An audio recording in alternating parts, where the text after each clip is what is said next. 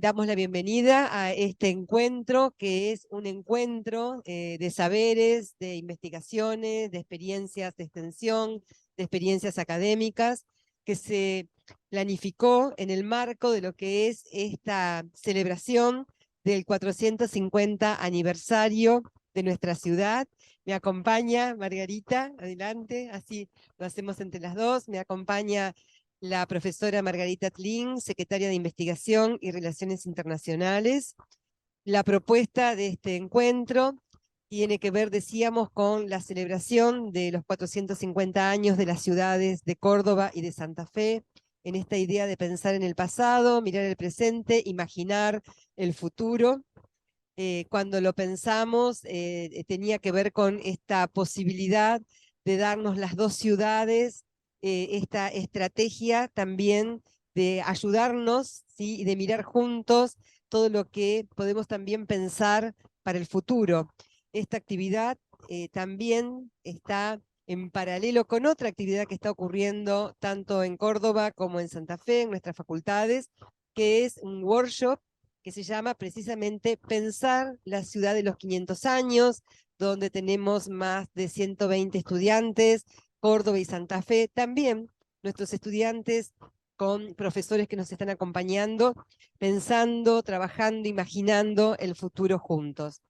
La modalidad de este encuentro, ustedes saben, vamos a tener ponencias de Santa Fe, ponencias de Córdoba de manera alternada, con sistemas híbridos. En algunos casos tenemos a los docentes, nosotros aquí con nosotros, algunos docentes que también van a estar exponiendo también de manera virtual, y nuestra moderadora es la profesora Nidia Maidana, se las presento, aquí estamos en equipo, que es quien va a estar dándole la palabra y por supuesto trabajando las instancias de los comentarios, la síntesis, los debates que se den en torno a nuestra Santa Fe. Te paso la palabra, Margarita.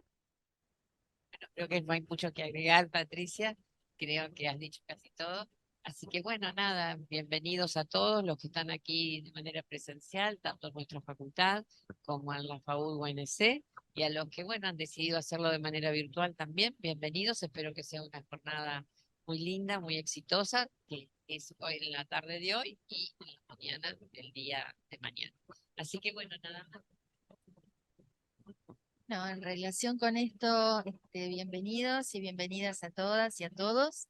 Es un gusto para mí estar coordinando este panel, esta mesa de trabajo, y bueno, supongo que vamos a tener una tarde muy provechosa. Yo quería hacer un par de sugerencias, un par de propuestas antes de iniciar. Nosotros tenemos aquí 13 ponencias, de acuerdo a lo que se conversó en la reunión preparatoria del día viernes a la mañana. La idea era que íbamos a trabajar de a 2 ponencias por ciudad, iniciando por ponencias de Santa Fe y continuando por las 2 ponencias de Córdoba. Sí, perfecto, por aquí buenas tardes desde Córdoba, saludamos. Bueno, soy Silvina, estoy moderando la mesa, no sé si se escucha desde ahí. Sí, perfecto. ¿Qué tal? Silvina Baró desde Córdoba, moderando la mesa número 1, y tal como habíamos acordado, sí, creo que acá no hay ningún problema por esa modalidad. Así que cuando decidan, comenzamos. Bueno, la primera ponencia es de Camila Turtula, Fiamma Epifanía Serra, y se denomina Revivir el Centro. ¿Están? Este equipo se forma en el contexto del taller de proyecto arquitectónico 1 y 2 de la Cátedra Horizontal de la Facultad de Arquitectura de la UNL. Mi nombre es Camila Turtula, yo soy JTP de la cátedra desde el año pasado, previo a varios años como pasante. Mis compañeros, como ya dijimos, Fiamma y Maxi, son pasantes del taller también desde hace varios años ya, desde el 2018.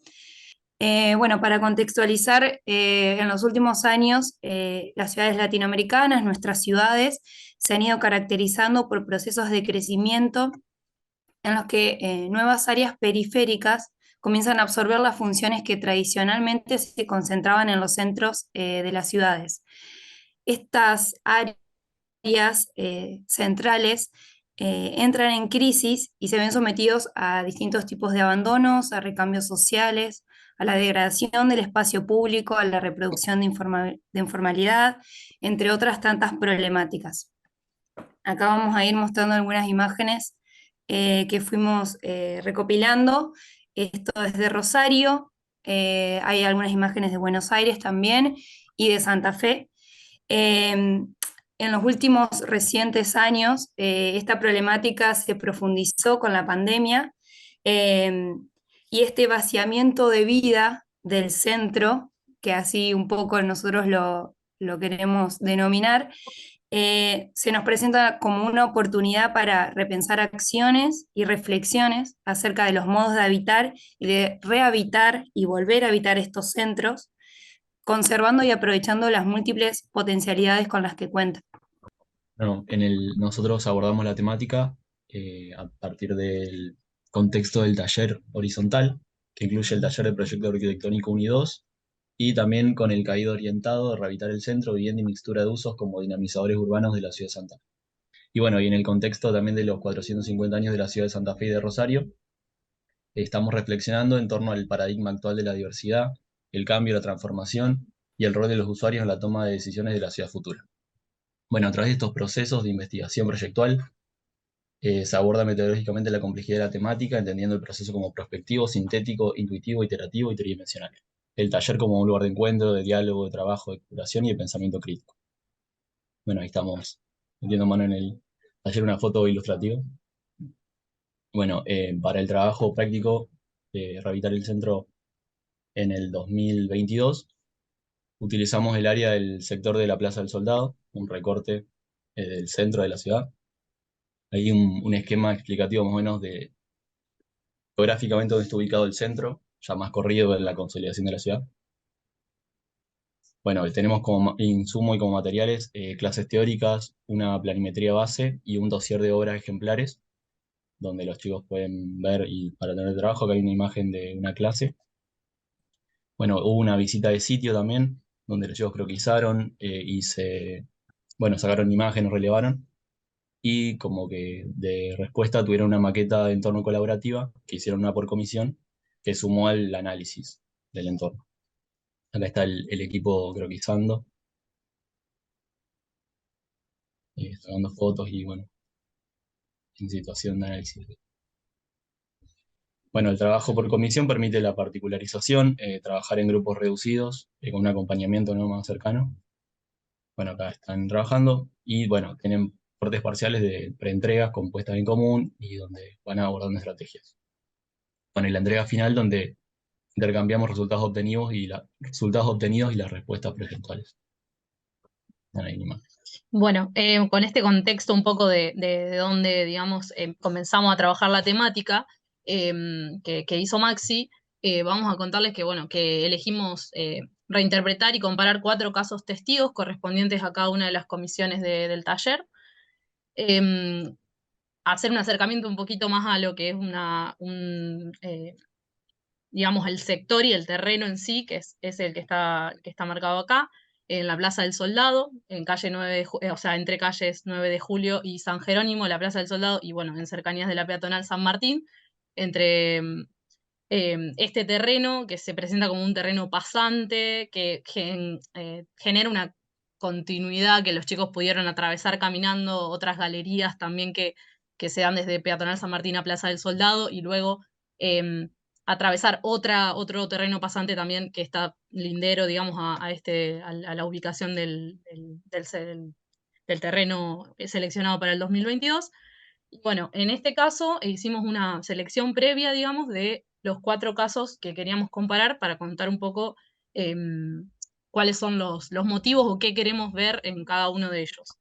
En primer lugar, bueno, la comisión de Iván Belushi y Camila Túrtula del año pasado, este trabajo de María Victoria y Rocío trabajaba una idea de diversidad, ecosistema cultural y natural, con elementos estructurales generadores de envolvente, libera alguna medianera, genera crecimiento en altura.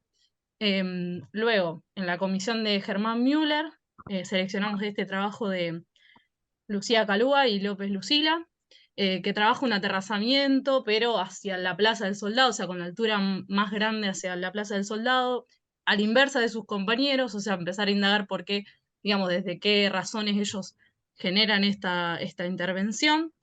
Siempre son conjuntos habitacionales de 15 viviendas. En este caso plantean diversidad, adaptabilidad, transiciones y demás. En el caso de la comisión de Martín González, seleccionamos el caso de Loana y Ana Paula, que van a trabajar con una situación un poco más compacta, de completar, de respetar la altura de los linderos, de trabajar un poco más con la materialidad, de generar una densidad media y de generar una planta libre. Y por último, en el caso de la comisión de Patricia Mines, se va a dar este trabajo de Sofía y Camila, que va a trabajar con una idea conceptual bastante fuerte de buscar, digamos, de evaluar estos llenos y vacíos a distintas escalas, trabajan con el concepto de vínculo, y bueno, van a generar un aterrazamiento hacia el otro lado, digamos, no hacia el lado anteriormente mencionado, sino hacia calle 9 de Julio, la altura más alta. Bueno, trabajan con un código compositivo en la ciudad, el crecimiento en altura y demás. Y bueno, para terminar, se da una continuidad este año con el trabajo práctico número 1 del taller en el sector de la terminal de ómnibus, que más o menos esa es la ubicación. Y digamos, más o menos se está trabajando con esta maqueta de entorno. Esto es como para contextualizar el trabajo en taller y cómo se está desarrollando este año. Y bueno, eso es todo. Muchas gracias. Bueno, muchas gracias al equipo.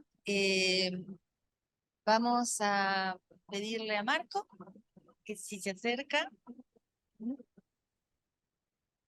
Bueno.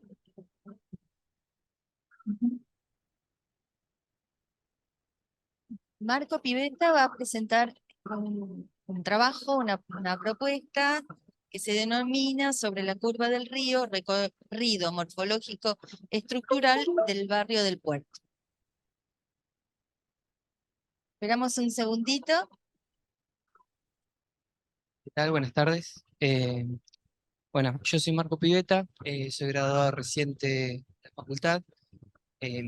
Esta ponencia está basada en gran parte en el trabajo de investigación desarrollado durante mi tesis de grado junto a mi equipo de trabajo, Verónica Lull, María Paula Espatola y Germán Baumgartner, y que fue dirigido por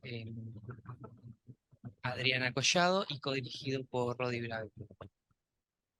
El tema que nos trae acá hoy es justamente esta curva aquí, que si me la podés señalar con el mouse para que pueda ver la gente de Córdoba, es esta curva aquí, que es la curva que hace el Riacho Santa Fe, cuando se mete a la ciudad, acá muy bellamente representado por el ingeniero Giannini hacia 1811.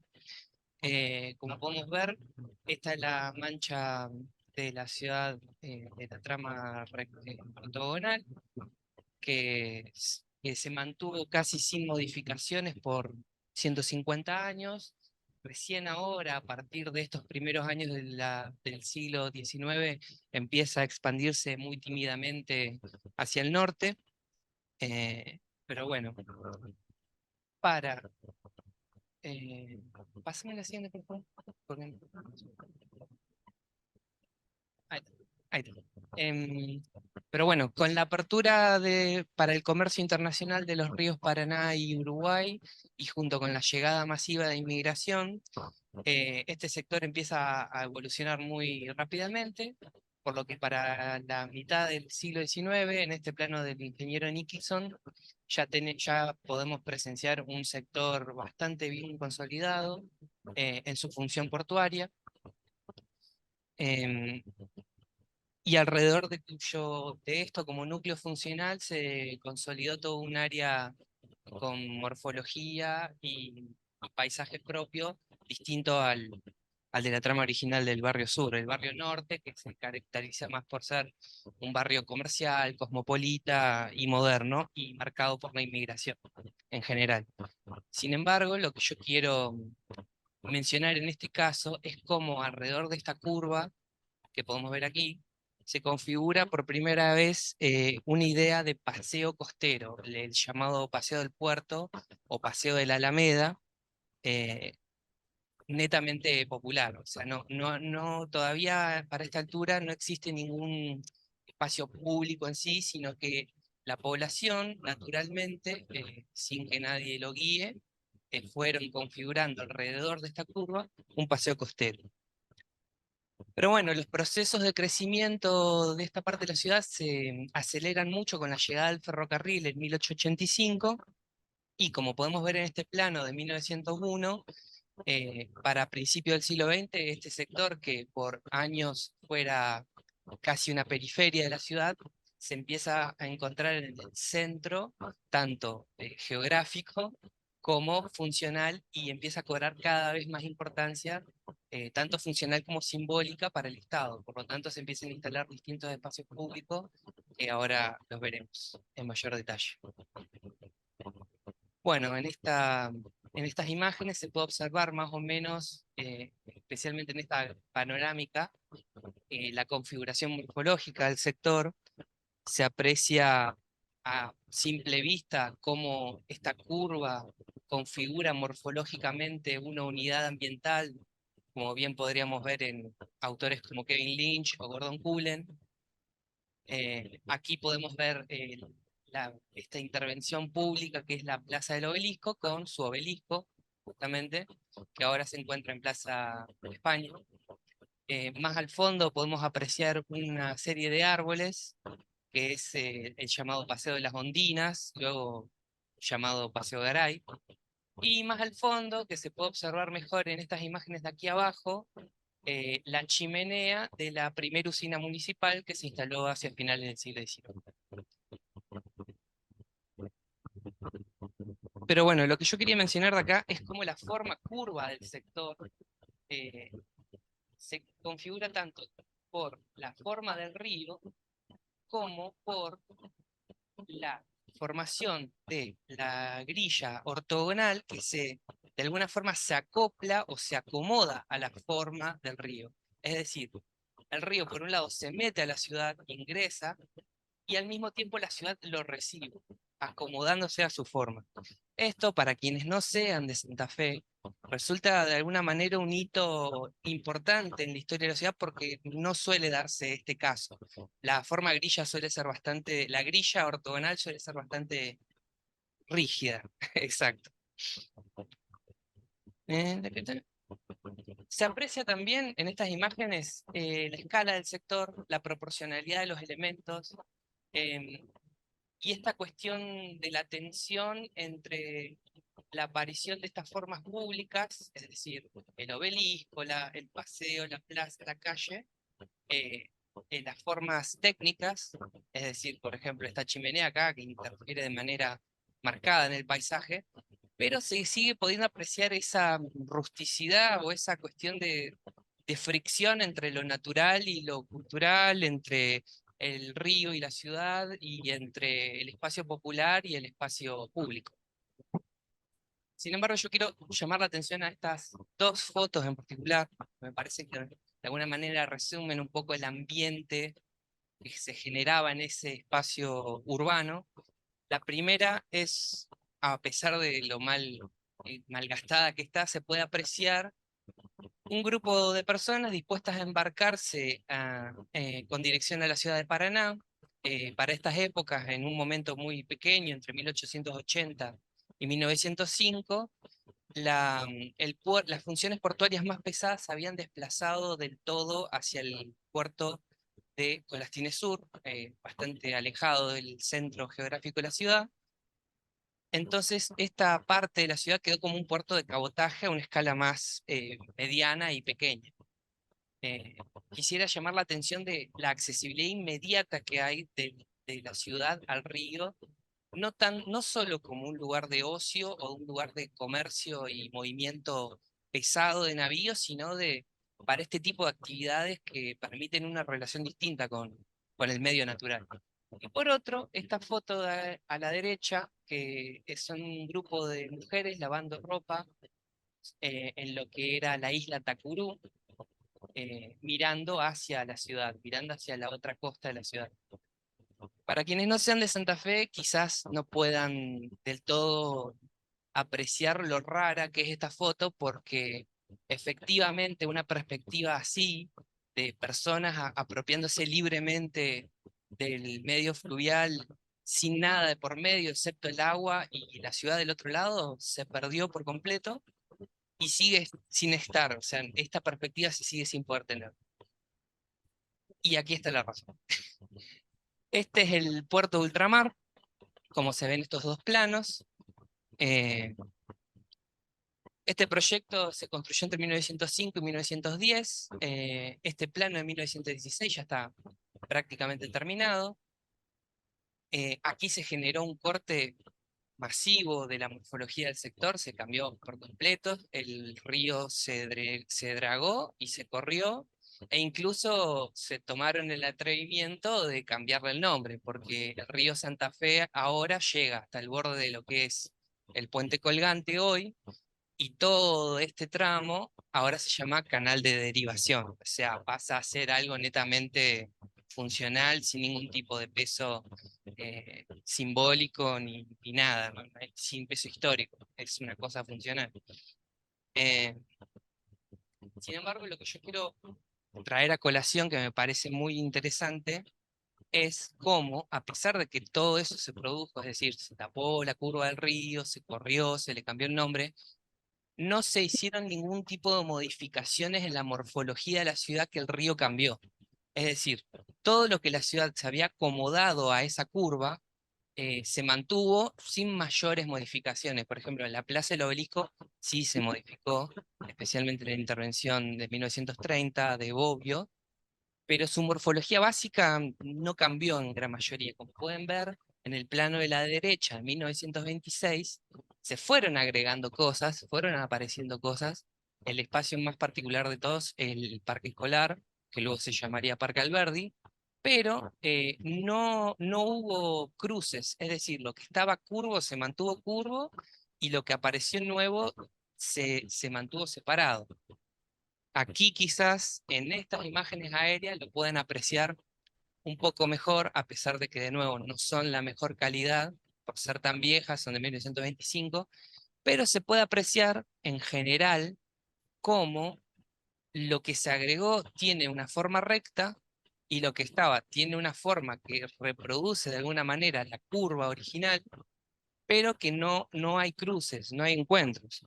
Entonces, lo que surge de acá es la pregunta, si el río desaparece y solo queda una huella, entonces, ¿el río estaba configurando la morfología del sector? ¿O qué es lo que estaba configurando la morfología del sector? Si la recta y la curva no pueden de alguna manera encontrarse, ¿qué tienen esas formas que son tan pesadas? O sea, las formas están cargadas de simbología, están cargadas de ideas, intervienen o interactúan con la manera en que nosotros entendemos el mundo, la relación entre nosotros, la relación entre la sociedad, la relación entre la naturaleza. Por eso quería traer estas imágenes a colación. Esta, la primera imagen aquí arriba a la derecha, tenemos el puerto en construcción, tenemos de alguna manera esa destrucción de la huella fluvial, donde se hace un proceso muy fuerte, muy pesado, como una inversión millonaria para hacer este puerto. Y aquí a la derecha, arriba a la derecha, tenemos el resultado. Sí. Esta foto es muy interesante. Tenemos un grupo de hombres parados de manera desafiante, mirando hacia la lejanía, rodeados de unos barcos de gran porte. Y quiero destacar más que nada aquí la relación con el paisaje. Tenemos una relación de poder, de separación y de una linealidad marcadamente recta y a una escala monumental. Esa misma relación de escala, especialmente, se puede detectar en el mismo espacio público que genera ese vaciamiento del río, que es el parque escolar, hoy Parque Alberti. Podemos ver claramente que esa proporcionalidad que existía en las fotos anteriores del paseo del puerto, ahora se ha explotado. Esta es otra escala. Bueno, para ir cerrando, esta es la ciudad hoy. El sector se encuentra ubicado en la parte sureste y funciona hasta el día de hoy como un punto nodal de clave importancia de relación entre el microcentro, la parte del puerto nueva, refuncionalizada, la parte de la terminal de colectivos y el casco histórico y administrativo. Y bueno, esta imagen que con nuestro equipo de tesis intentamos generar esta idea de huella y cómo la huella de alguna manera del río continúa marcando hasta el día de hoy la morfología del sector, considero que es una invitación a volver a mirar, porque la huella del río sigue ahí. A pesar de todo, y a pesar de los procesos tan fuertes y tan pesados y tan largos en el tiempo, se dieron en este sector de la ciudad, de alguna manera se nos hace manifiesto. Peter Eisenman considera una huella no como lo que ya fue y no es más, sino como una potencialidad, como algo permanentemente presente, implícito en el sitio, algo que ha dejado una marca sobre una superficie como una fotografía sobre el papel. Para Eisenman, una huella es lo que podría ser, lo que pudo haber sido y lo que aún puede ser. La fecha de hoy y esta huella del río nos invitan a pensar y repensar respecto a la forma curva en la ciudad, a recuperar la idea de paseo costero, a repensar y recuperar la idea de espacio popular, la escala humana y la relación de inmediatez con el medio fluvial, a recuperar el río y el nombre del río y a pensar la ciudad desde dos orillas. Bueno, eso es todo. Muchas gracias. Gracias. Bueno, ahora comenzamos con las dos ponencias que corresponden a Córdoba, el equipo que va a hablar sobre la Plaza de Malvinas y después el equipo que va a referir al edificio industrial. Cuando quieran, sí, cuando ustedes prefieran. Porque te animamos para marcar en la cosa.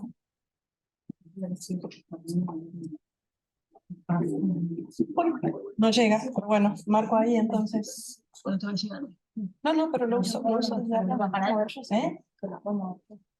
Ese mouse es inalámbrico. No sé. Ah, bueno, entonces me siento sobre ese lado. Ah, bueno, no.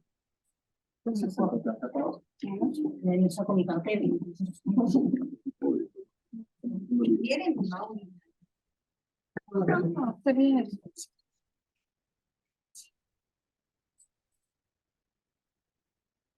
Le damos, podemos ponerla ya, podemos compartir. Sí, dame un segundito que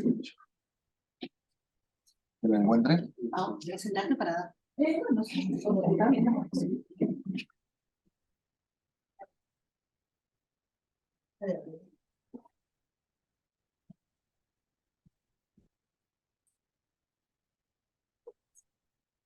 Ah, le compartí. ¿Cómo hacemos? ¿Compartimos pantalla o no? Sí, ahí. ¿Cómo? Aquí, compartir. Sí, hacemos compartir.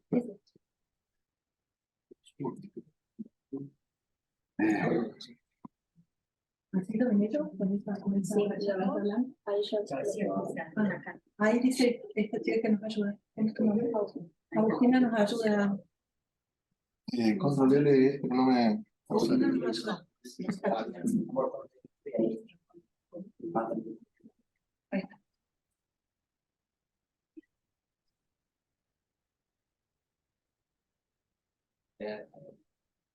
Control L no me.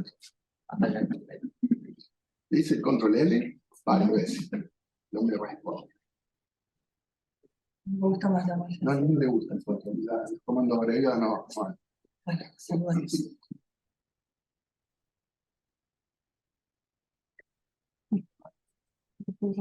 No. Buenas tardes. Hola, ¿cómo están todos? Buenas tardes, Santa Fe.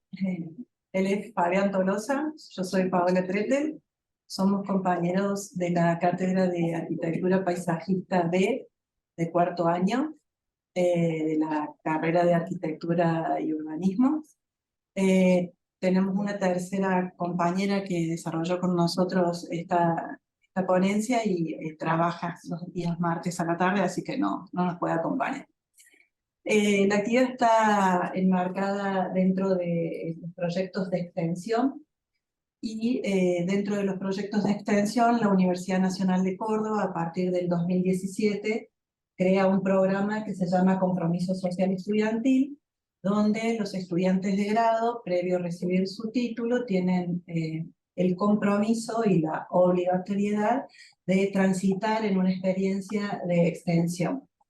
La extensión es un trabajo diferente a la investigación. En la extensión hay un actor que es el público, que es el que demanda, que es el que solicita nuestra presencia como universidad, como academia, y enriquece muchísimo ese intercambio de saberes, ese intercambio de problemáticas.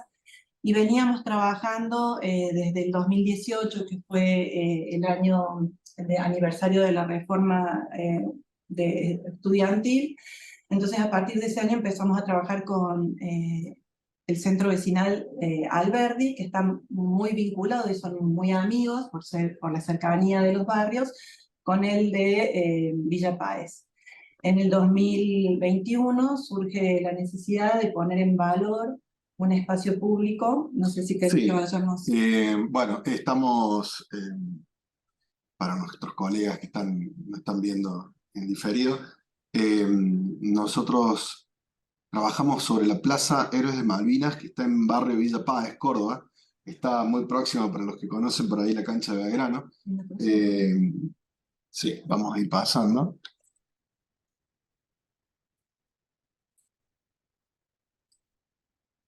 ¿Cómo sería?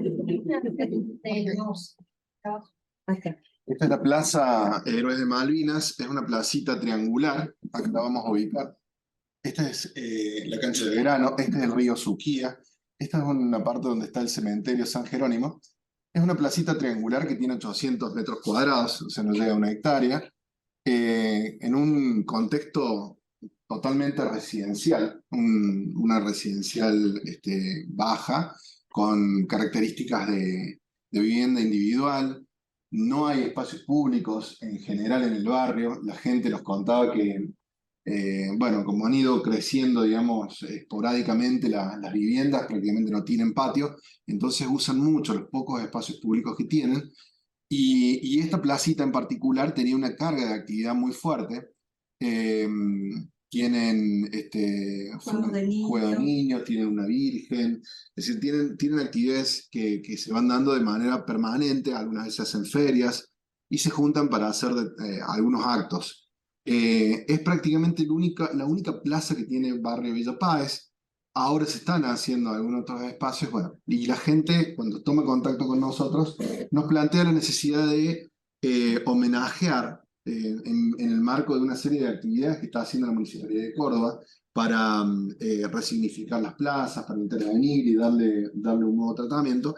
Nos convocan para participar, para trabajar en un esquema de ideas que pudiéramos arrimarle a la municipalidad para que esta plaza no quede como una más de todas las que está haciendo la municipalidad, sino que tenga una carga de identidad que les propie.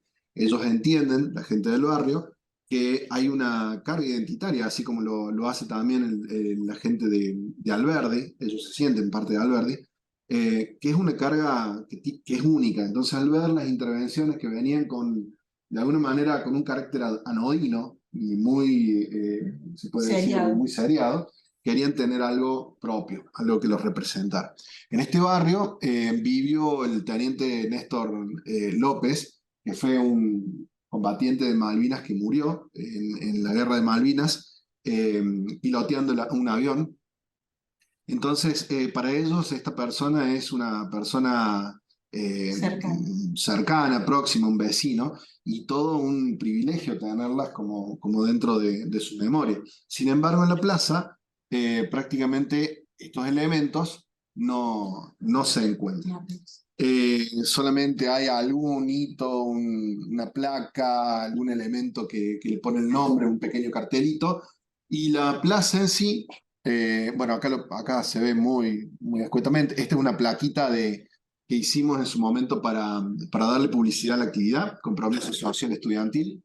Y la plaza tiene una típica plaza de barrio, tiene unos recorridos, teniendo en cuenta que es muy pequeña, algunos equipamientos mínimos, unos bancos, unos juegos de niños y árboles que están puestos de manera espontánea, sin un orden y muy variopinta la selección del vegetal. Asimismo, nos encontramos con una serie de elementos de carácter más bien infraestructural, como cámaras digamos, de electricidad, de gas, y una serie de infraestructuras que de alguna manera generan un obstáculo en la circulación. Algunas de las veredas no están correctamente materializadas y bueno, todo eso genera una situación. Para destacar, cuando empezamos con este proyecto, uno de los vecinos del barrio propone hacer una charla de concientización que daba como pie y disparador para las ideas de que se iba a trabajar luego en una serie de workshops. Y de esa charla surgieron como elementos a trabajar que había valores que estaban ausentes en la plazoleta. Por ejemplo, no hacía ninguna referencia al tema de homenaje, no había ninguna referencia a la memoria. Fue muy impactante la charla sobre soberanía, creo que los atravesó a todos los estudiantes el concepto, es decir, fue muy emotivo trabajar ese concepto. Y, por ejemplo, empezar a trabajar valores que tuvieran que ver con diálogos atemporales, de reflexión, inflexión, y una hipótesis de trabajo del diseño del espacio público con una mayor carga simbólica. Los alumnos estaban encargados de hacer el relevamiento de la plaza para empezar a estar en contacto con ella. Vamos a avanzar porque estamos atrasados en el tiempo. Tenían que ejecutar un plano de reconocimiento, un fichaje de vegetación, hacer como si fuera un plano realmente de obra, lo que podíamos demoler y lo que iba a quedar en rojo y lo que iba a quedar en amarillo. Íbamos a desarrollar un proyecto y nos sorprendió que luego de la pandemia se inscribieran en noviembre frente a los exámenes finales 52 alumnos para participar del compromiso social estudiantil, lo que nos dio como respuesta 4 equipos de diseño coordinados por los docentes de la cátedra. Bien, ese fue uno de los días que estuvimos no solamente reunidos con la gente del centro vecinal, sino también con algunos vecinos que nos fueron contando cosas, y ese día hicimos el relevamiento bueno, ahí in situ, ¿no? Relevando todos los obstáculos y lo demás. Después tuvimos el taller, dos jornadas de taller donde pusimos puestas en común de valores, donde habló Paco con nosotros, Paco Ferreira, que ha sido el director del Colegio Manuel Belgrano. Entonces esta movilización a través de la soberanía, y no de un recuerdo de una guerra, sino de lo que significa el cuidado de nuestros límites, ya sea en la familia, en el barrio, en la ciudad o en el país, fue lo que los atravesó a los chicos para empezar a descubrir. Imagínense que son chicos de 20, 21 años que no vivieron la guerra, entonces es un relato lo que nosotros estamos haciendo. Y para ellos, entonces, la soberanía fue tan fuerte como la idea de Malvinas. Y ahora ya entramos en la parte más proyectual. Sí, vamos a ir muy rápido. Se hicieron, como dijimos, cuatro grupos de trabajo. Trabajaron este concepto de soberanía con una reivindicación del término, es decir, extrayéndolo un poco del tema de la guerra, no necesariamente, sino trabajando el concepto de soberanía de la plaza en el barrio, la importancia de los espacios públicos en el barrio. Bueno, esta es una de las propuestas que la trabajaron los alumnos, equipos conformados por alrededor de 10, 12 alumnos, con 2 docentes de la Cátedra de Arquitectura Paisajista como coordinadores o tutores. Bueno, en esta plaza se trabaja también, van a haber elementos medio comunes. Acá aparecen situaciones como que ellos quieren marcar como situaciones del tiempo, digamos, como cómo se fue superando esa tragedia, las cuestiones conmemorativas de ciertas placas que evocan a las plazas, a las Islas Malvinas, y todo una serie de imágenes acá, imaginarios que dan cuenta de cómo estos alumnos en tan poco tiempo empiezan a entender el espacio público con una nueva reinterpretación del espacio con una carga simbólica. El segundo equipo trabajó otro concepto parecido también. En este caso se inspiraron un poco en qué es lo que significaba para un joven, casi adolescente, ir a la guerra y lo que significaba dejar el barrio y luego volver de otra manera, digamos, ¿no? Ya como un héroe. Y bueno, todo eso da cuenta este proyecto con también una fuerte carga simbólica, donde acá podemos rescatar que todos los proyectos han mantenido un algarrobo bastante antiguo que es protagonista en el espacio. Casi que es como una pieza clave en todos los proyectos. Y el tercer equipo también es una especie de memorial, es una plaza que genera un circuito también cargado con estas referencias a las Malvinas, a las guerras, y en este caso hay una serie de elementos, no se alcanzan a ver acá en la maqueta, pero hay una serie de elementos que son piezas de iluminación que hacen referencia a los caídos en Malvinas. Hay un número, no me acuerdo ahora de memoria, creo que eran 600, no lo alcanzo a leer por ahí, está especificado. 648. 648 elementos de iluminación que hacen referencia a los caídos en la guerra. Por último, este es el trabajo que quedó seleccionado. En la selección participaron los miembros del barrio, la cátedra y también la municipalidad. O sea, éramos 3 actores que estábamos conversando en esta puesta en valor. Hubo resistencia por parte de los vecinos en cuanto a los juegos de niños, porque nosotros queríamos hacer una reinterpretación de juegos nuevos donde los chicos tuvieran que pensar o interactuar con los juegos en términos de Malvinas o de soberanía.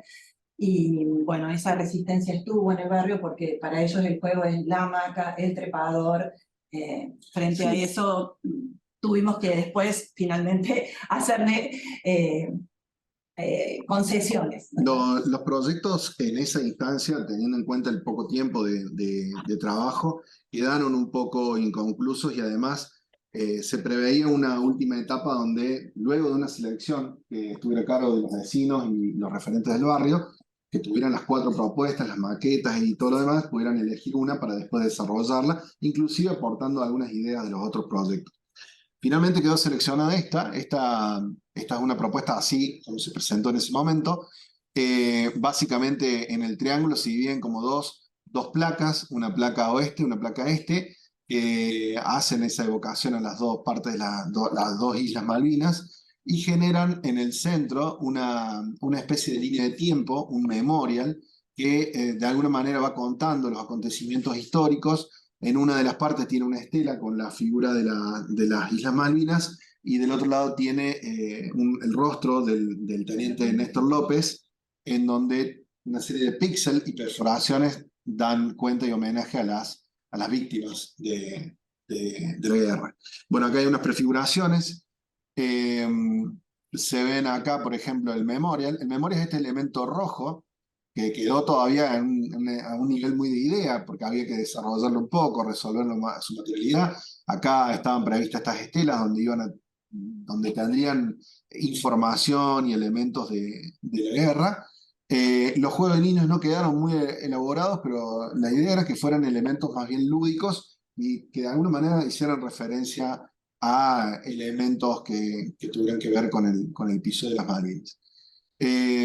Bueno, este es otro de otra serie de imágenes. Acá se puede ver el teniente López como configurado con una serie de píxeles que de noche se iluminaba y quedaban haciendo referencia a los caídos. Y bueno, y esta es la maquetita que se presentó. Cada una de las propuestas se presentó a ese nivel, en una maqueta de escala 1:250. Y bueno, finalmente esta resultó elegida.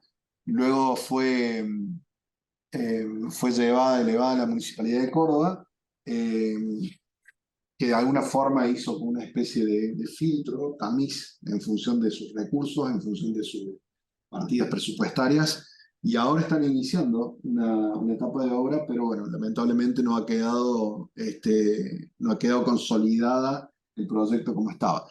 Nosotros creemos que Lo que logramos con este compromiso social estudiantil fue muy fructífero, no solamente para nosotros como universidad, como cátedra, como parte también de los alumnos, sino también la relación que obtuvimos con el centro vecinal, con los vecinos, que fue un aporte muy valioso, el poder llegar con una propuesta e interactuar con las necesidades, entender sus problemáticas y sus necesidades de identidad, y bueno, plasmarlo a través de una serie de proyectos e ideas que pudieran ponerse a discusión. Como la extensión universitaria nos invita a que una vez que cualquier proyecto de cualquier área, sea la medicina, sea la abogacía, sea la psicología o la arquitectura, cuando los actores de la academia se retiren, el proyecto tiene que tener sustentabilidad, no en términos de la sustentabilidad que se conoce hoy, sino que se pueda mantener en el tiempo y pueda consolidarse. Creemos que los vecinos han quedado bien como guardianes de este espacio público, digamos, no van a poder hacer cualquier cosa en el espacio público porque ellos ya son conscientes de que ellos son los dueños y de que este homenaje no puede estar en una placa de aluminio, sino que puede haber algo más ahí. Así que bueno, esperamos que seguir compartiendo con los centros vecinales posibles compromisos sociales estudiantiles a futuro. Eso es todo. Bueno, muchas gracias.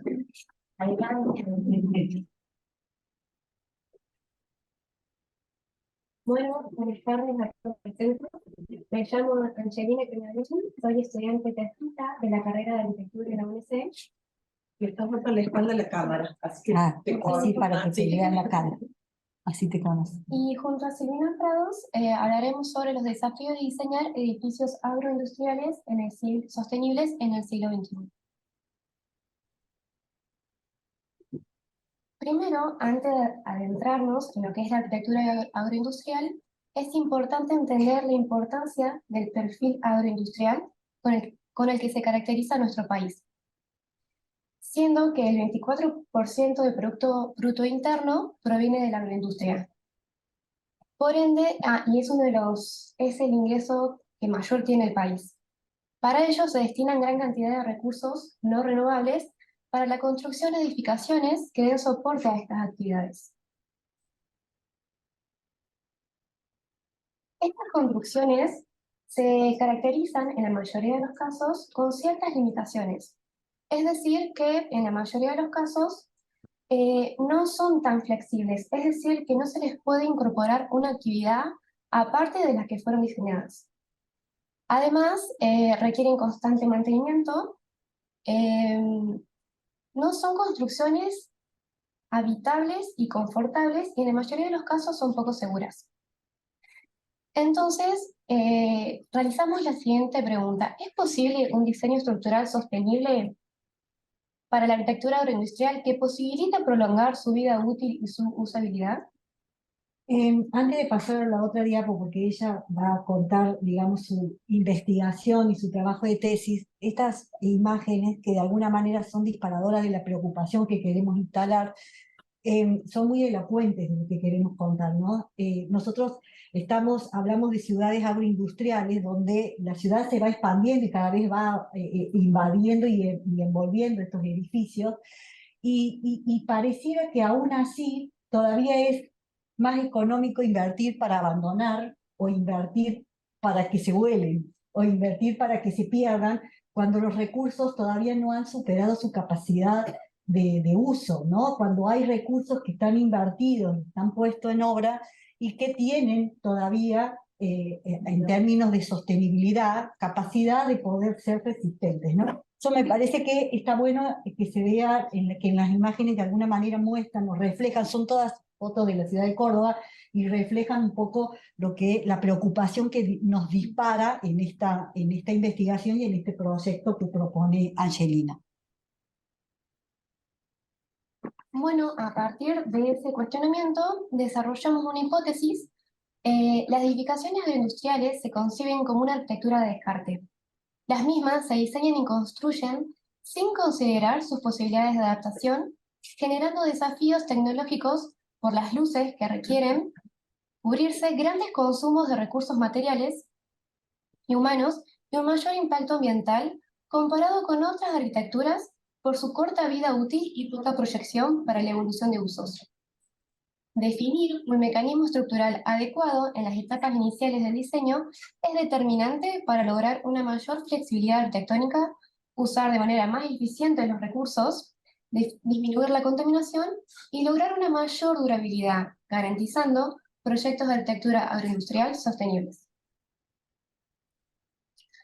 A partir de la hipótesis empezamos a estudiar referentes y queríamos mencionar algunos.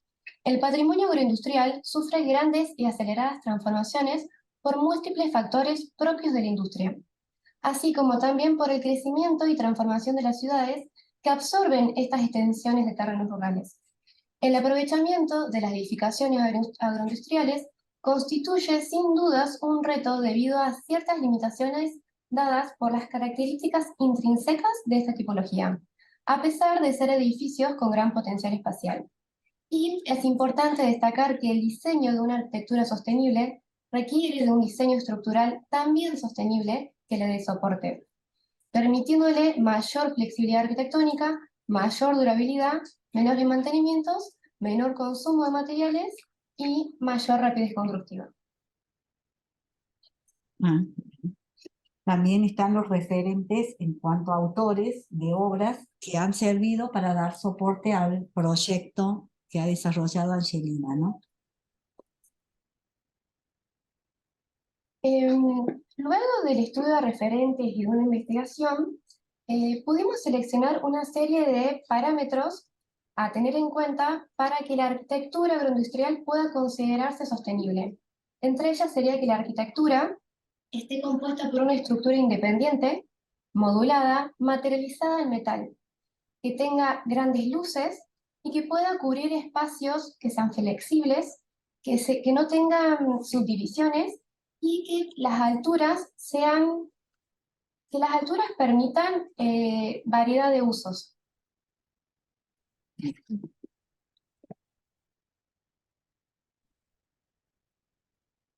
Para ensayar la hipótesis teniendo en cuenta estos parámetros, desarrollamos el trabajo final de carrera en la cátedra 6B, actualmente en proceso.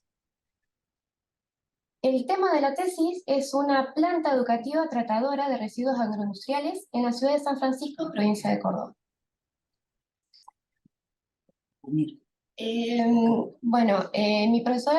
Nuestra profesora es Casanova Gabriela. Tenemos como asesora en estructuras a Karin Klein y la asesora de paisajismo a Marti Arena Miguel. El equipo está conformado por Albano Romina, Ayemán de Camina y yo termino. La elección del sitio es el resultado de la investigación de los datos de producción agrícola de la provincia. Se elige la ciudad de San Francisco, departamento de San Justo, como uno de los sectores potenciales para ser sede del proyecto debido a su perfil de ciudad agroindustrial.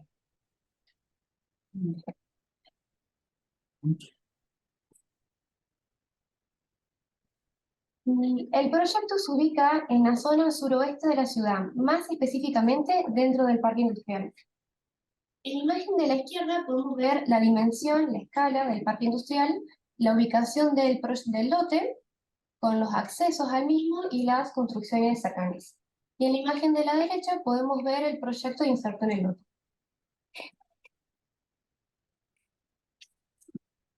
El proyecto de arquitectura tiene dos actividades principales, la de reciclaje de residuos y la de educación. Además, tiene actividades secundarias y dependencias.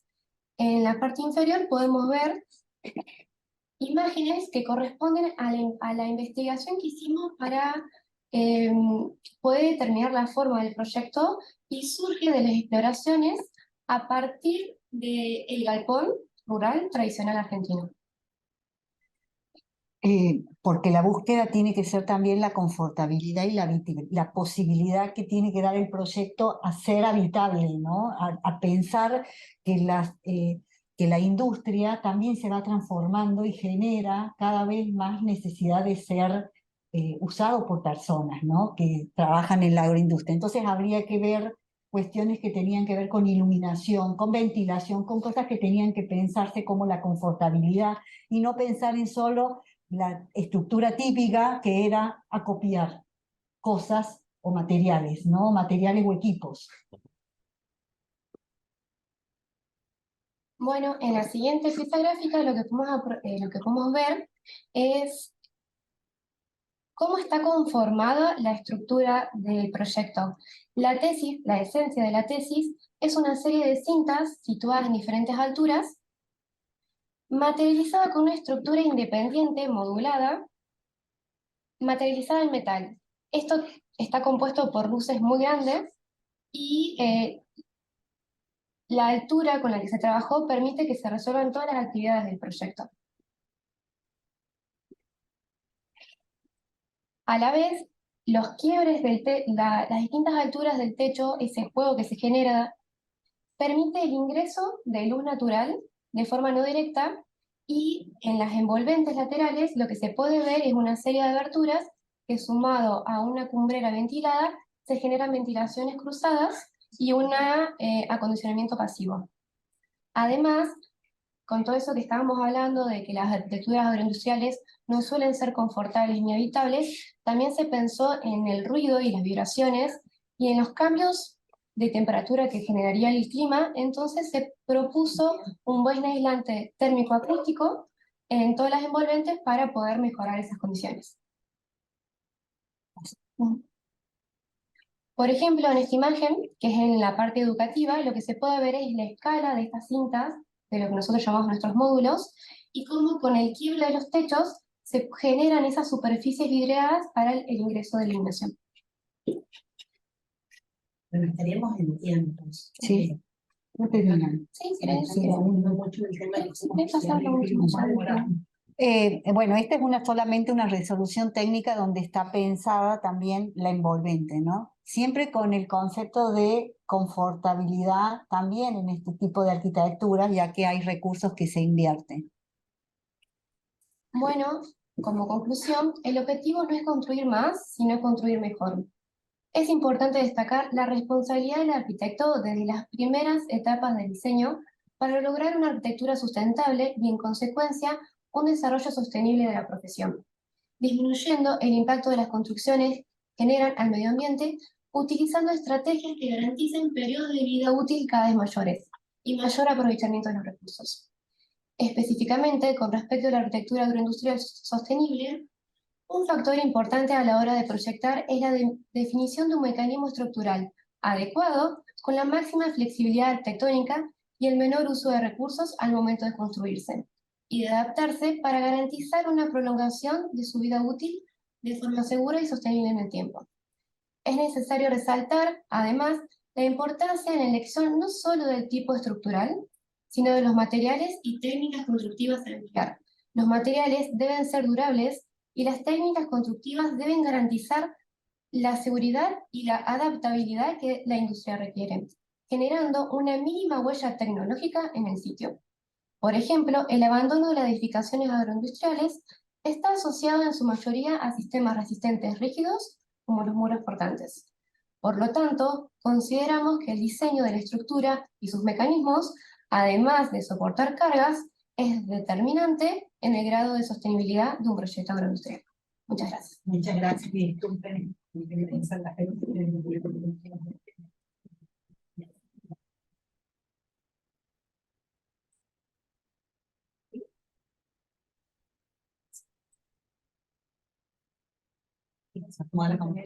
Compartir y después compartir.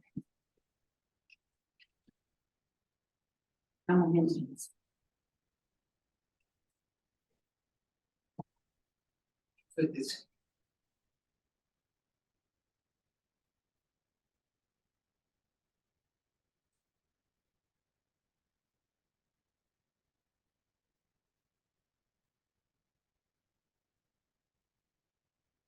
Bueno, nos toca a nosotros entonces.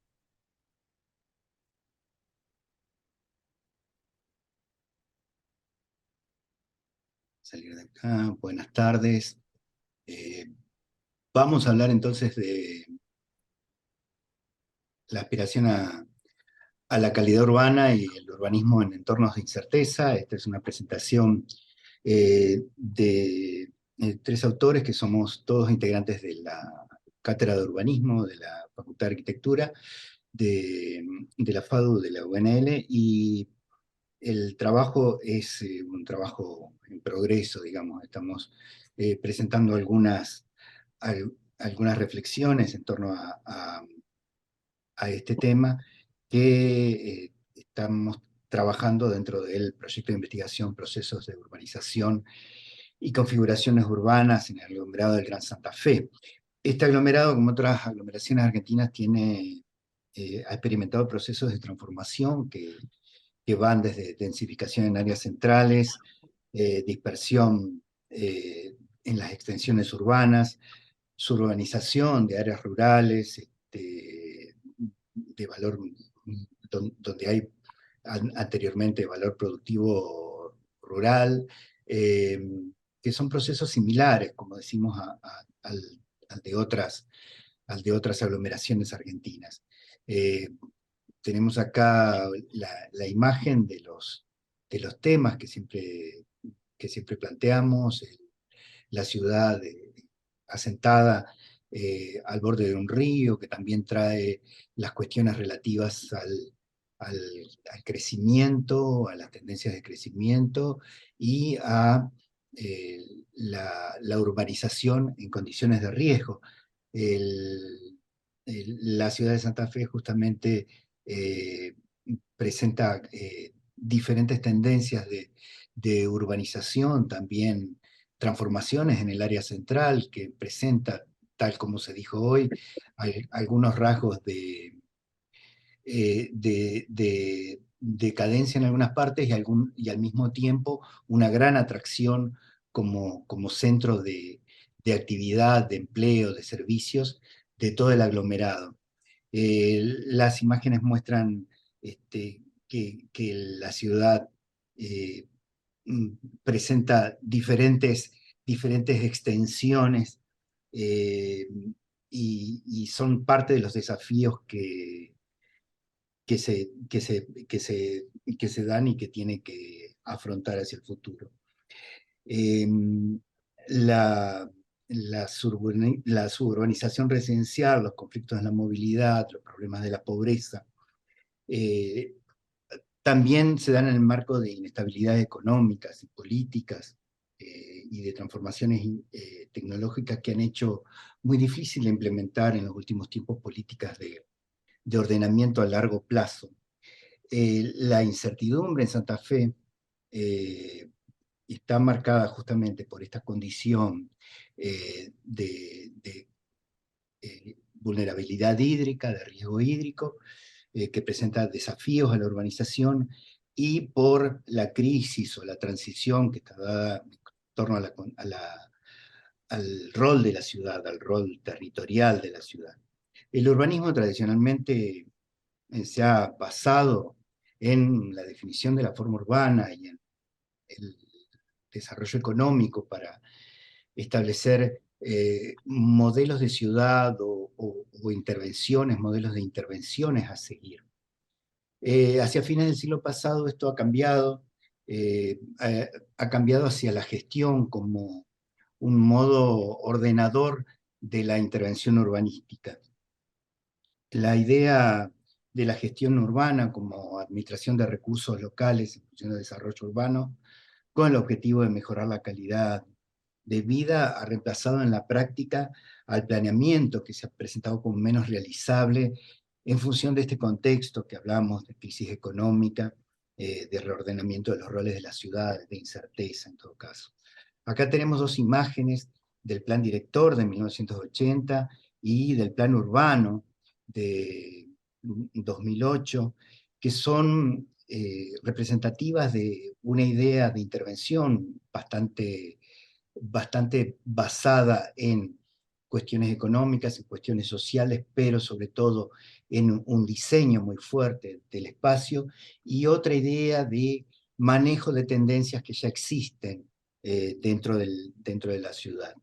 De fondo aparece en lo cotidiano, en la planificación, aparece el reglamento de ordenamiento urbano, que aquí tenemos una imagen que no es transparente en realidad para quien opera con el reglamento todos los días y por supuesto no involucra a grandes sectores de la población o al usuario común de la ciudad, al ciudadano común, en la visión de hacia dónde apunta el modelo que se utiliza todos los días. Entonces, este instrumento cotidiano de gestión ha sido el modelo urbanístico real que se ha aplicado en los últimos tiempos.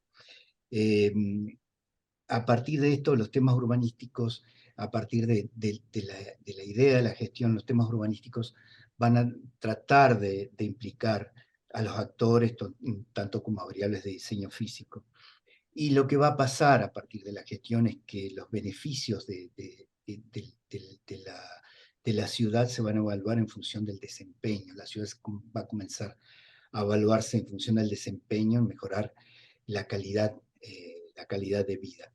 Estas modalidades de intervención física dan lugares a otras modalidades de intervención un poco más blandas, ¿no? Y por eso la idea de evaluar lo que la ciudad brinda a los habitantes va a derivar en un concepto de calidad urbana como objetivo de la gestión urbana.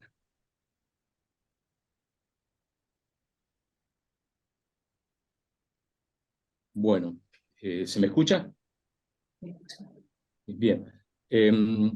Planteo algunas cuestiones para hacer muy rápidamente, para cerrar lo que venía diciendo Diego, que tenía más que ver con el contexto. Y lo que planteamos ahora son básicamente unas coordenadas que definen, que tratan de construir el punto de vista desde el cual nosotros intentamos o estamos trabajando para evaluar cómo se adecua Santa Fe en su estado de hecho, pero también a partir de las propuestas que intentan regular el proceso de urbanización, cómo se adecuan a un determinado concepto de calidad urbana que entendemos que es problemático y que es necesario problematizar. Adelante, digo. Por ejemplo, hay dos cuestiones que nosotros tomamos y adaptamos un poco de algunos temas que desarrolla Alberto Clementi, de la Universidad de Pescara, en Italia, donde él plantea esta idea de que el concepto de calidad urbana se puede abordar desde dos puntos de vista. Primero, la calidad urbana en relación al estado de hecho de la ciudad, que siempre para él es una evolución a posteriori. En ese sentido, él plantea que es relativamente, o sería relativamente sencillo, evaluar la calidad urbana porque es la calidad inducida en las transformaciones de las formas de asentamiento y del ambiente de vida local que produce un determinado proyecto. Es decir, lo que se miden son las consecuencias, cómo los habitantes y cómo los usuarios y las personas que están involucradas en un determinado espacio que ha sido proyectado o que es la resultante de una serie de intervenciones indirectas, como pueden ser normativas, de alguna manera se apropian y aprovechan ese espacio. Por eso se habla de que es un valor tangible en ese marco la calidad urbana. Adelante. Pero hay otra esfera del problema de la calidad urbana que es más problemático, más conflictivo, que es cuando se intenta evaluar un plan o un proyecto que todavía, o una normativa, podríamos poner, que todavía no ha sido implementada o que si es una normativa que está desarrollándose en este momento. Porque eso nos pone en el ámbito de lo que sería la evaluación preventiva. ¿Qué factores, qué variables de la propuesta, ya sea un plan, un proyecto, una normativa, debemos considerar para poder prever que las consecuencias que va a generar ese proyecto una vez construido, una vez implementado, van a ser las deseadas? Entonces, lo que hace Clementi, por ejemplo, es fija una serie de variables a considerar que están listadas acá abajo de la imagen, y él lo que entiende es que lo importante aquí es un valor de relación, es cómo se integran estas distintas variables en función de los objetivos a alcanzar y en función también del contexto. Pero claro, ahí empiezan a haber algunos problemas. Adelante. Adelante, Diego.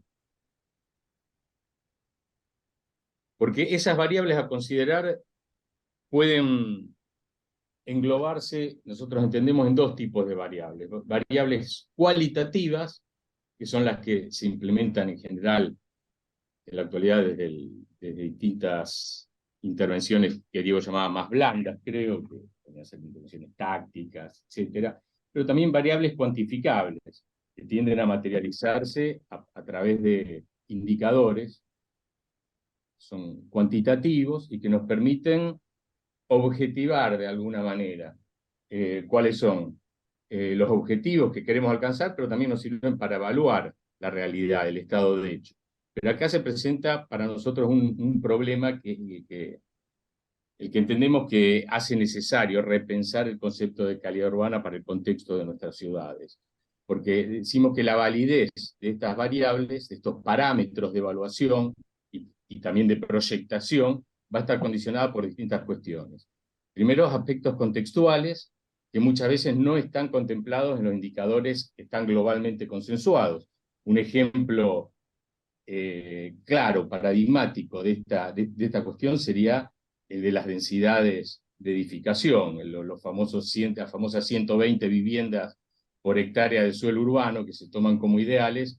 Bueno, en una actividad proyectual como es el urbanismo, dice, ¿qué valor tiene si uno analiza lo que es la densidad promedio de nuestras ciudades, que es certificada en la mayoría de los barrios, que a lo mejor no superan las 40 viviendas por hectárea? ¿Cuáles serían las consecuencias de tratar de alcanzar una densidad mayor? Y si es que es posible alcanzar una densidad mayor. Entonces, ahí hay un problema. Hay otro problema que tiene que ver con la predicción, la necesaria capacidad predictiva que tiene que tener una actividad que se plantea objetivos a largo plazo, como es el urbanismo. Y acá entramos en una dificultad que va más allá del contexto, que tiene que ver con la intervención en sistemas complejos, donde las relaciones entre los distintos componentes que hacen al sistema no siguen generalmente relaciones de causa-efecto lineales, sino que son mucho más complejas y donde los imprevistos, o por usar un término un poco en boga, los cisnes negros, suelen aparecer constantemente y cambian totalmente y alteran totalmente las previsiones que uno puede tener. Y finalmente, derivada de esta cuestión que es general, hay una cuestión que también es contextual.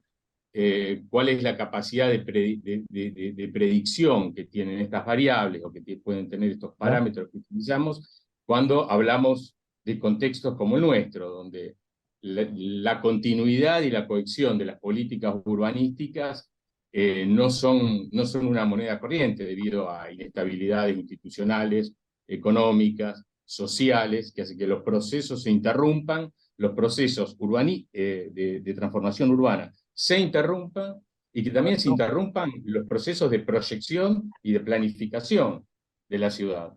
Entonces, bueno, nosotros de lo que estamos intentando es evaluar para el caso de Santa Fe un poco cómo se dan estos procesos y a partir de esta evaluación tratar de definir, sí, ya estoy terminando, algún marco más preciso para entender lo que puede ser un concepto de calidad urbana aplicable a nuestro contexto. Y acá ya cierro. La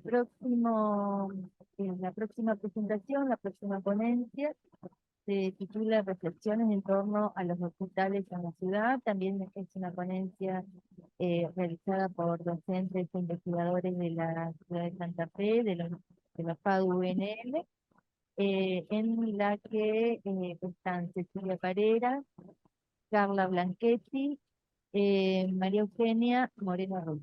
Las escuchamos. Claro, bueno, ya arranco. Buenas tardes, primero que todo.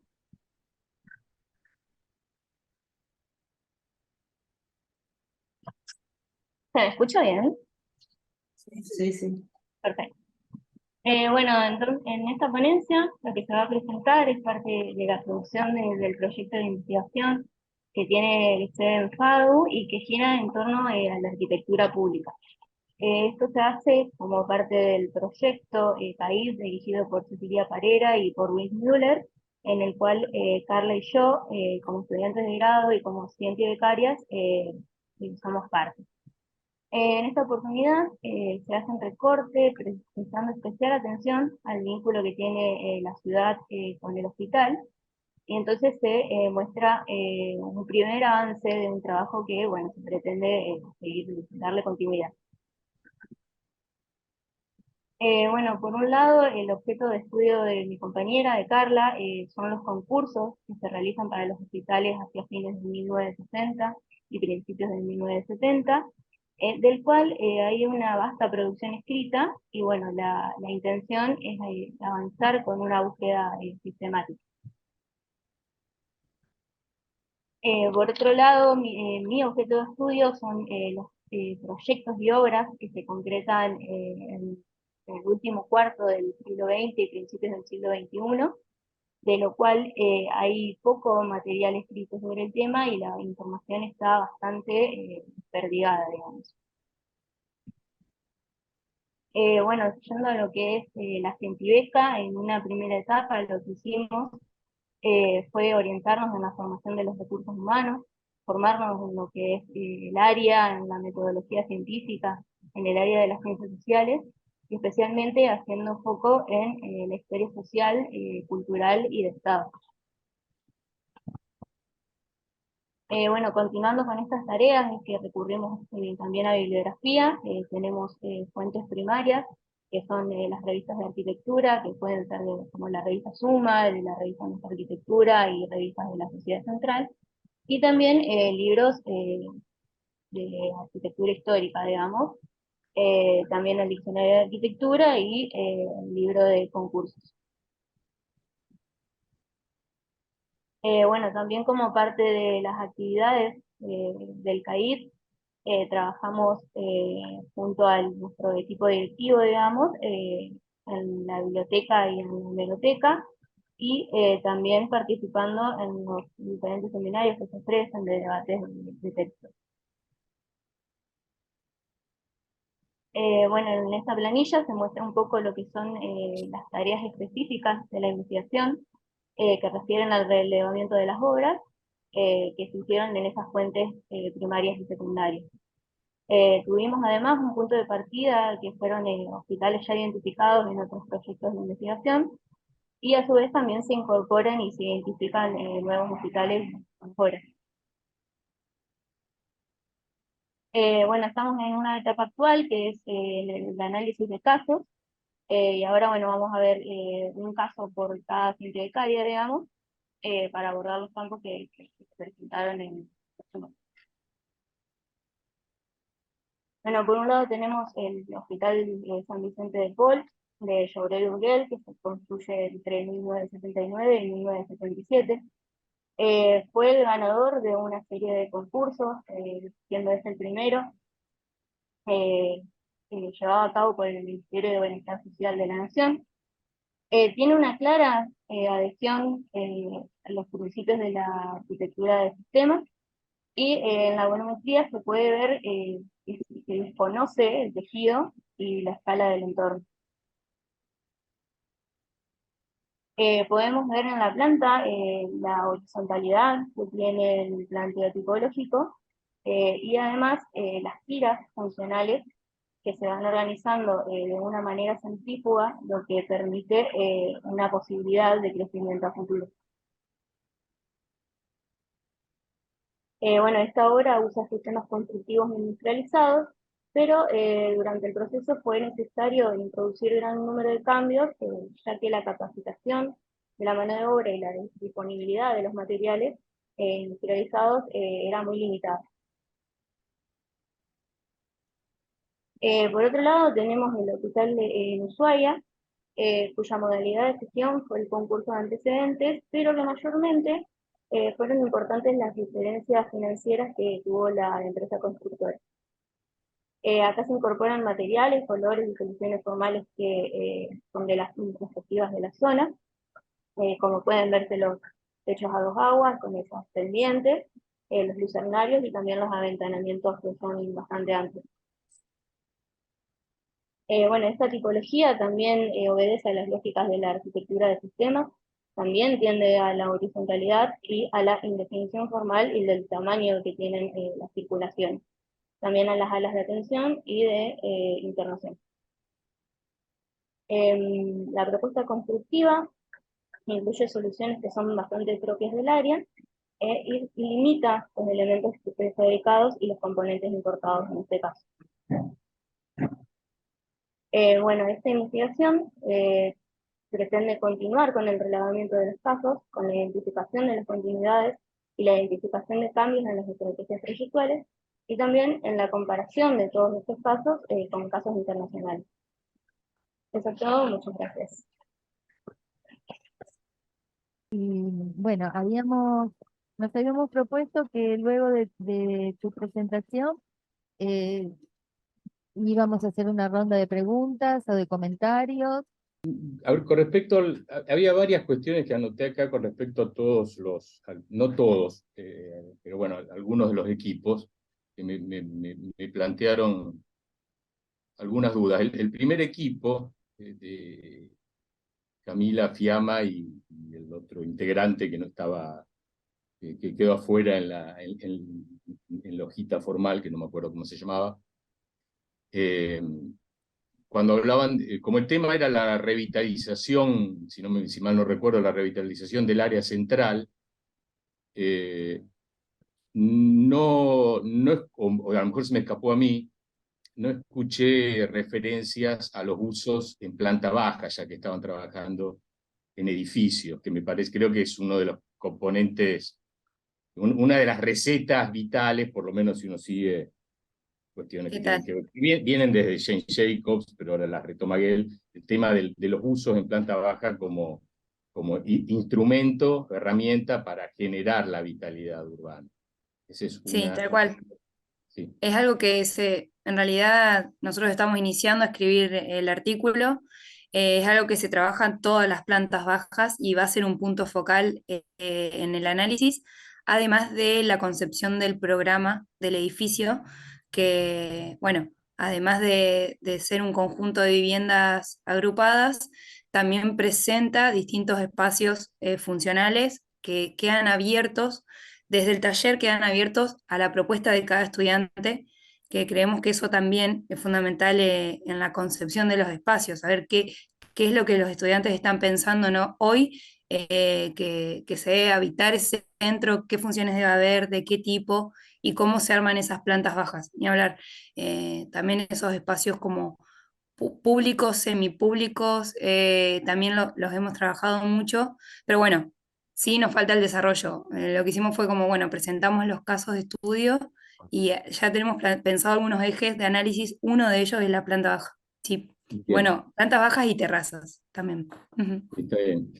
Y después, no, había una cuestión con respecto al equipo, al tercero que puso, que trabajaban con la plaza conmemorativa por el tema de Malvinas. También algo que no me quedó del todo claro es cuál fue el nivel de participación de los vecinos, si tomaban, a lo mejor lo explicaron y a mí se me pasó, pero si tomaban una actitud activa con respecto a las decisiones proyectuales o actuaban más bien como comitentes o un poco como las dos cosas, o hasta dónde llegaba la participación de los habitantes en lo que es el proceso proyectual específicamente, que siempre queda, al fin y al cabo, un poco como coordinado por los especialistas, ¿no? Que son los arquitectos en este caso. Sí, no sé si se escucha bien desde acá. Sí, sí. Podemos decir de que no fue encarado como un diseño participativo, si por ahí una de las preguntas va a orientar hacia ese tema, pero sí podemos decir de que hubo como 3 instancias de participación. Una primera instancia donde nos plantean la necesidad y el relevamiento en donde ahí nos pidieron que ellos querían que esa plaza tuviera un carácter conmemorativo, ¿sí? Que de alguna forma dejara de ser esa plaza sin identidad para que esté cargada de ese nuevo concepto. Así que ahí hubo una primera instancia de participación donde nosotros tuvimos un relevamiento, nos juntamos con ellos, entendimos cuáles eran sus necesidades y a partir de ahí empezamos a proyectar.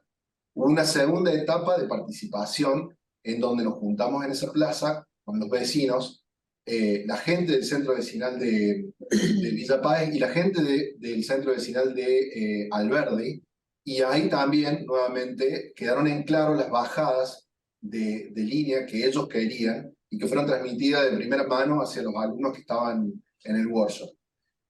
También hubo una ponencia que nos hizo Paco, que es un actor del barrio, y ahí en ese workshop, en esa ponencia que él nos dio, como les decía, fue muy importante porque se manejaron conceptos que creemos que no solamente dieron disparadores intelectuales a los alumnos, sino creo personalmente que los atravesó por el corazón, es decir, los sensibilizó mucho y de ahí, a partir de ahí empezaron a salir proyectos con fuerte carga conceptual y emotiva.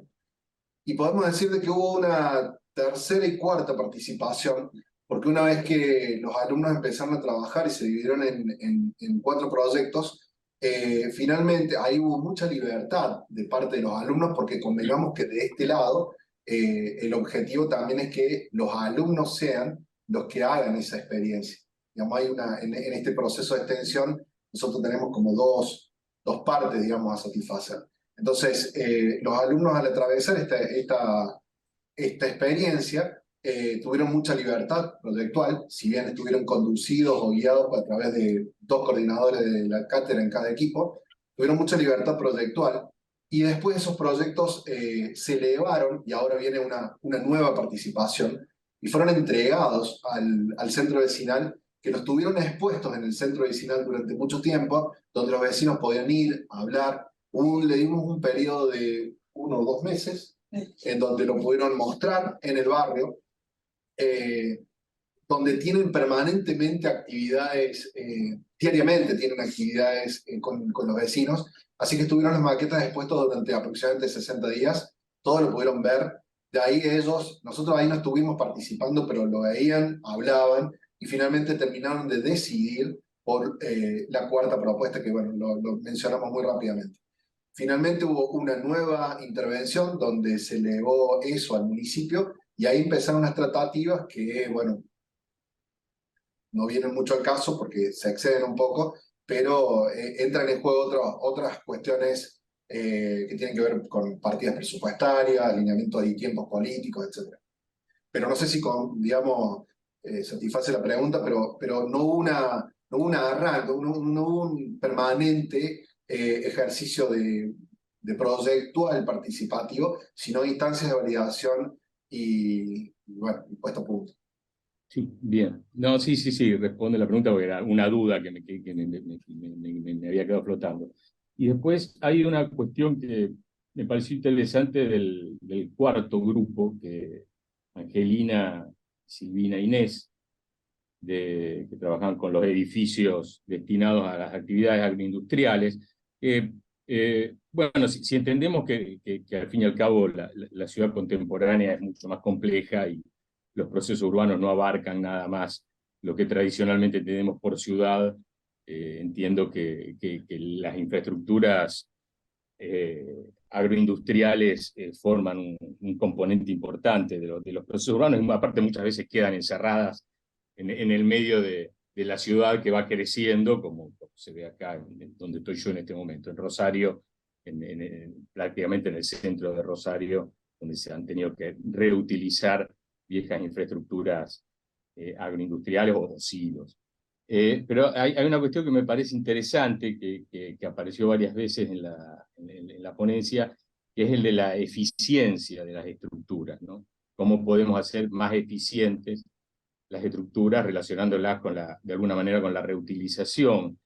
Me parece interesante ese tema porque, en primer lugar, la ciudad en sí es un sistema que en gran medida es ineficiente por naturaleza y que hay un grado de redundancia que tienen que tener todas las infraestructuras que es necesario. Quiero decir, nosotros habitamos en estructuras como pueden ser nuestras viviendas, en las que a lo mejor estamos 8 horas por día y el resto del día están vacías. Y es lógico que sea así, y diseñamos las redes de distribución de servicios como de agua, o de gas, o de desagües, con márgenes que sobrepasan las solicitaciones cotidianas. Y es lógico que sea así, las calles deberían ser diseñadas más anchas de lo necesario para enfrentar situaciones críticas.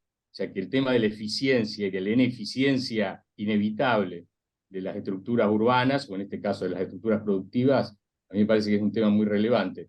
Lo que iba a sugerir, a una sugerencia humilde en este caso, es si no leyeron, no leyeron el último libro que salió editado post-mortem de Kevin Lynch, Echar a Perder, porque él ahí además plantea muchas cuestiones que tienen que ver con el tratamiento de residuos, que a lo mejor se sale un poco del tema, pero engloba el tema del tratamiento de residuos en un concepto sobre la ciudad mucho más abarcativo y que tiene que ver con esto.